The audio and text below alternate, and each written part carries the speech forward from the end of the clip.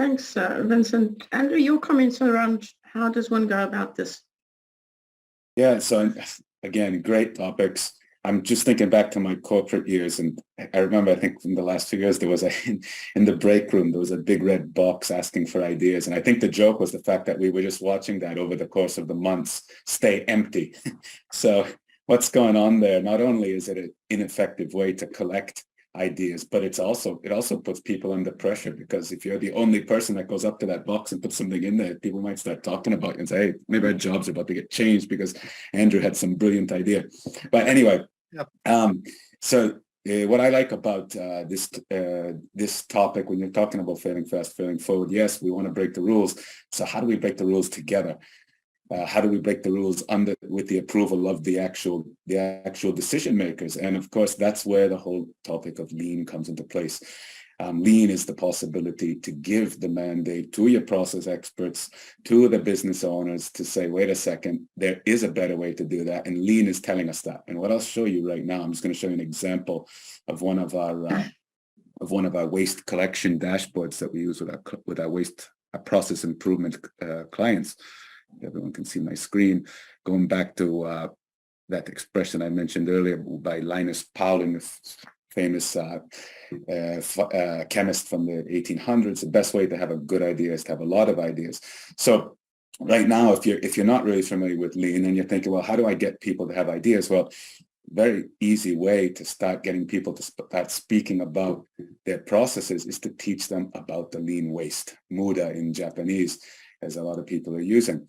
And here's an example of a dashboard we're using that you can see on the left side. You got the director of banking operations. You have a direct reports, and you can see this is we're talking about a company now of 233 people, or a division of 233 people. As you can see on the dashboard, how many people are in the company. You can see how many processes each of those teams own.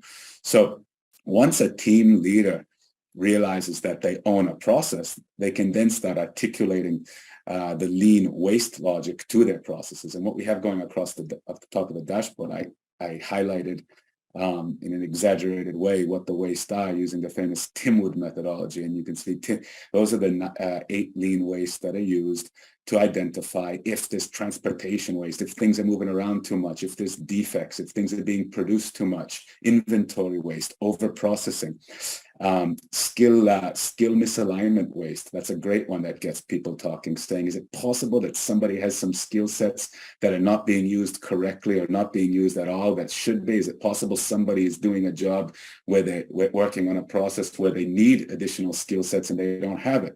So that's a great one just to get people to open up. But if you start at a more simpler way, do defects exist? And I think 2 out of every 3 people could probably find defects within a process, as small as they may be. So what you have there is you have a portfolio of opportunity given to your middle and senior managers there by the actual process owners themselves, team leaders, and even the people that are underneath team leaders doing the daily work, saying, hey, dear company, these are all the opportunities, these are all the ideas that we have that could potentially make our value chain more streamlined and more efficient from an end-to-end point of view. And this is the first give back to somebody when they see this dashboard and say, wait a second, you know what, I'm really interested in making our client service team better this year, and I'm seeing 150 different waste reduction opportunities on the dashboard. Now it's time to start getting some problem solvers and decision makers in the room to try to figure out which are the next ones we want to start looking at and potentially making investments.